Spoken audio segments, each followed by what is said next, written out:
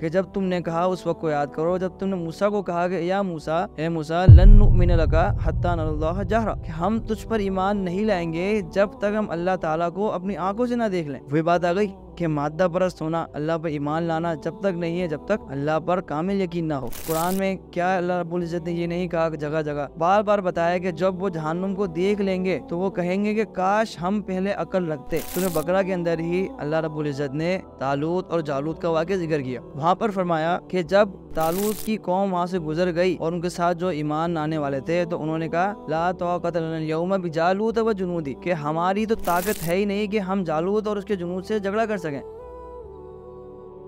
الحمدللہ رب العالمین والصلاۃ والسلام علی اشرف الانبیاء والمرسلین، اما بعد۔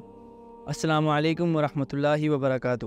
آج کے اس معاشرے میں ہم دیکھیں تو جیسے دن گزرتے جا رہے ہیں ہمیں ہر آنے والے دن میں کچھ نئے فتنے نظر آتے ہیں۔ جیسے کہ آج ہمارے معاشرے میں دیکھیں تو ایتھیزم، لبرلزم، فیمنزم، سیکولرزم، جتنے بھی ازمز ہیں ان سب چیزوں میں ہم دیکھیں تو ایک چیز ہمیں کامن نظر آئے گی، وہ یہ ہے کہ ایک انسان کا مٹیریلسٹک ہونا۔ مٹیریلسٹک ہونے سے مراد یعنی آپ کسی چیز کو بھی تب مانیں گے جب تک آپ 5 سینسز سے نہ گزریں، جس میں آپ کا ٹیسٹ ہے، جس میں آپ کا دیکھنا ہے، اور یہ جو 5 سینسز ہیں۔ ہم ایتھیزم کی بات کریں تو ایک بندہ اللہ کے وجود کو کیوں نہیں مانتا، اللہ کی یعنی گاڈ کی ایگزسٹنس کو کیوں نہیں مانتا؟ اس کی وجہ یہ ہے کہ اس نے اللہ کو دیکھا نہیں، محسوس نہیں کرا۔ اسی طرح آج جو معاشرے میں لبرل ایک سوچ پائی جا رہی ہے، اس کے پیچھے بھی ہم دیکھیں تو آج ایک بندہ لبرل کیوں ہوتا ہے کہ وہ مادہ پرست ہوتا ہے، مٹیریلسٹک ہوتا ہے، کہ اسے وہ کام تب تک نہیں کرتا جب تک وہ اس چیز میں اس کو فائدہ نظر نہ آئے۔ اگر ہم اس کی ایگزامپل سے بات کریں تو فار ایگزامپل لیٹ سپوز کہ شریعت ہمیں کہتی ہے کہ جب بھی ہم گندی جگہ پر جائیں تو ہم اپنے الٹے پیر کو پہلے داخل کریں اور سیدھے پیر کو بعد میں داخل کریں۔ ہم کسی اچھی جگہ جائیں تو شریعت ہمیں کہتی ہے کہ ہم اپنے سیدھے پیر کو پہلے داخل کریں اور الٹے پیر کو بعد میں داخل کریں۔ اب میں کسی شخص کو کہوں آج کے دور میں جو ہمارا مزاج بن چکا ہے تو لوگ کہیں گے ٹھیک ہے کر لیں گے، نو پرابلم، اگر نہیں بھی کریں تو کوئی مسئلہ نہیں ہے۔ لیکن اگر ہمیں سائنس کے پرسپیکٹیو سے بتایا جائے جس میں ہمارا کوئی مٹیریلسٹک ہونا ہو، ہمیں کوئی ہمارا فائدہ ہو، فار ایگزامپل آج کے دور میں سائنس یہ کہے کہ اگر آپ اپنا الٹا پیر یعنی جب آپ کو ہارٹ اٹیک آتا ہے تو عموماً یہ دیکھا گیا ہے کہ جہاں آپ کا سیدھا پیر ہونا تو انسان اس جانب گرتا ہے۔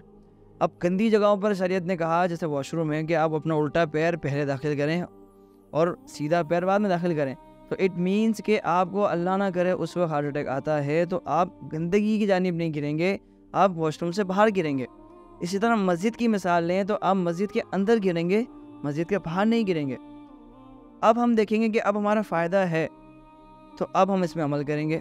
یہ سوچ ہماری بن گئی ہے، اور عموماً دیکھا جائے تو یہ سوچ مسلمانوں کی نہیں ہے۔ وہ موسیٰ علیہ السلام کا قصہ یاد کریں سورہ بقرہ کے اندر، جب انہوں نے کہا تھا موسیٰ علیہ السلام کو وَإِذْ قُلْتُمْ یا موسیٰ، کہ جب تم نے کہا اس وقت کو یاد کرو جب تم نے موسیٰ کو کہا کہ یا موسیٰ، اے موسیٰ، لن نؤمن لک حتی نری اللہ جہرا، کہ ہم تجھ پر ایمان نہیں لائیں گے جب تک ہم اللہ تعالیٰ کو اپنی آنکھوں سے نہ دیکھ لیں۔ وہی بات آ گئی کہ مادہ پرست ہونا، اللہ پر ایمان لانا جب تک نہیں ہے جب تک اللہ پر کامل یقین نہ ہو۔ اسی طرح سورہ بقرہ کے اندر ہی اللہ رب العزت نے طالوت اور جالوت کا واقعہ ذکر کیا۔ وہاں پر فرمایا کہ جب طالوت کی قوم وہاں سے گزر گئی اور ان کے ساتھ جو ایمان لانے والے تھے تو انہوں نے کہا لا طاقت لنا اليوم بجالوت وجنودی، کہ ہماری تو طاقت ہے ہی نہیں کہ ہم جالوت اور اس کے جنود سے جھگڑا کر سکیں۔ لیکن آگے دیکھیں، آگے اللہ رب العزت نے فرمایا کہ جو لوگ اللہ پر یقین رکھتے تھے کہ وہ اللہ سے ملاقات کریں گے، وہ کیا کہتے ہیں، وہ کہتے ہیں کم من فئۃ قلیلۃ غلبت فئۃ کثیرۃ باذن اللہ۔ انہوں نے یہ نہیں دیکھا کہ آگے کتنے لوگ ہیں کتنے نہیں، انہوں نے اللہ پر یقین، غیب پر یقین، کہ آگے بھلے انہوں نے کہا کہ کم فرقے ہی، کم گروہ ہی زیادہ گروہ پر غالب آ جاتے ہیں۔